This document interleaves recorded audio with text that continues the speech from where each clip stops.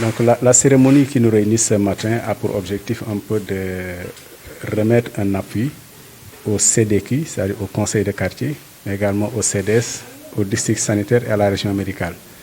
Nous avons reçu une demande des conseils de quartier par rapport à la riposte sur le Covid. Donc quand nous avons analysé, nous avons déposé au niveau de notre bailleur, la fondation Sanofi Espoir, qui a eu à financer ce deuxième plan d'action. Donc ce lot est composé de chaises plastiques, donc au nombre de 100 chaises plastiques qui seront réparties dans les deux postes de santé de Diamaguène et de Rao. Un lot de 5000 masques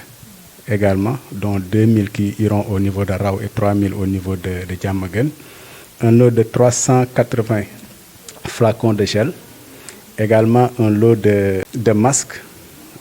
chirurgicaux que nous allons remettre au niveau des postes de santé.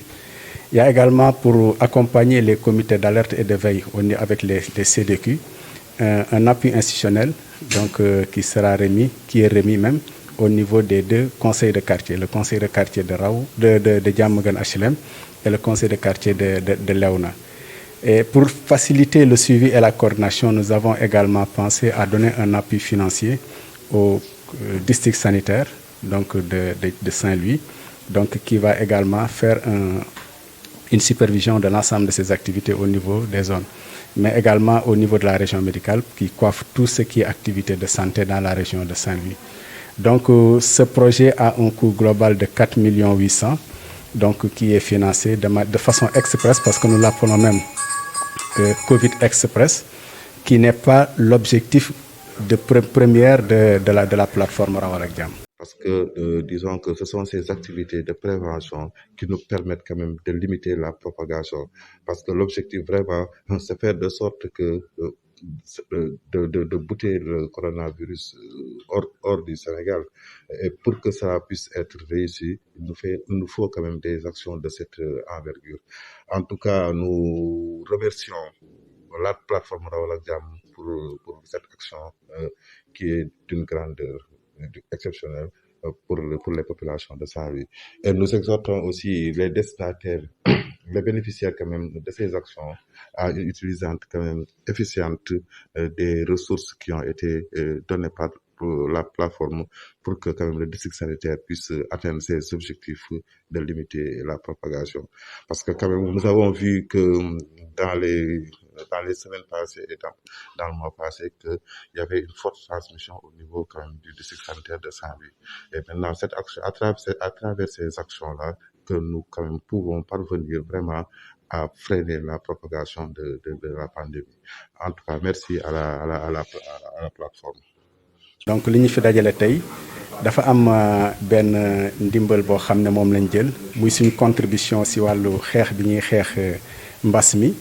donc di si jàppale conseil de quartier yi di si jàppale également CDS yi. Donc soo ko xoolee dafay nekk téeméeri siège plastique yoo xam ne dañ ko diviser en deux.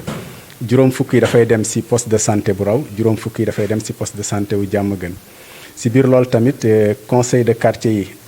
da nga fekk ne dañuy def liggéey bu am solo si wàllu quartier yi dañ leen jàppale si lu tolloog juróomi junniy masque. ñetti junni yi mooy dem si Diamaguène Léona HLM, ñaari junni yi mooy dem Raw.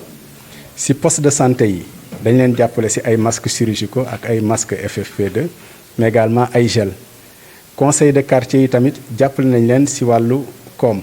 am na enveloppe boo xam ne dañ leen koy jox pour que ñoom tamit seen comité d'alerte et de veille yi nga xam ne ñooy nekk si quartier yi ñu mën def seen animation di mën def sensibilisation si biir quartier yi. fàttewuñ tamit district sanitaire ak docteur Thiam am na appui financier bu ñu leen defal, mais defal nañ leen tamit benn appui en masque. parce que projet bi zone d'intervention dafa nekk Raw ak Diamaguène, mais district bi dafa ëmb lu gën a yaatu loolu.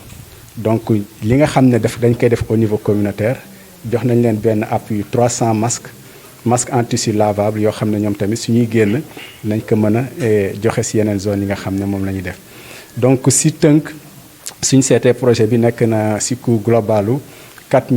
800 000 yoo xam ne mooy deuxième plan d'action bi ñu financé dans le cadre de la riposte si wàllu Covid bi. Pour li nga xamee ne tey jii plateforme def nañ ko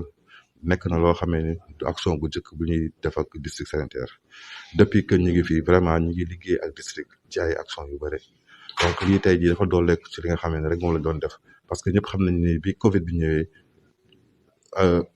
partenaires yu bëri quand même dañu orienté seen ay activités par rapport à la lutte contre le coronavirus tey jii ñu ngi ci deuxième plan d'action ak rawal ak jàmm parce que par exemple amoon na ci benn premier plan d'action am na ñu defoon par rapport à la sensibilisation tey aussi ñëw yokkaat dolliwaat seen loxo appuyer les conseils de quartier appuyer le district sanitaire appuyer la région médicale pour que ñu mën a fexe ba nga xam ne lii di pandémie dootul lawate ci biir région de Saint-Louis parce que gisoon nañ ni tamit que fan yi ñu génn nii district sanitaire dafa doon bëri ay cas amoon nañu ay cas yu bëri vraiment chaque semaine on avait des cas parce que tey jii boo leen xoolee dans le district de Saint-Louis on a dépassé la centaine de cas donc action yu mel nii moo ñu mën a may tey jii ñu xeex parce que il nous faut quand même dans le combat un engagement de nos partenaires un engagement aussi communautaire surtout donc yii nga xamante ne ñoom dañ ko joxe ci communauté bi la jëm ñoom ñoo koy utiliser par rapport aux activités de sensibilisation pour mën dimbali vraiment ba nga xamee ni xeex bi du law ñu ci loolu daal li nga xamee ne moom ñu koy def ñuy feddaliwaat suñu ay remerciements par rapport à Rawal ak Jàmm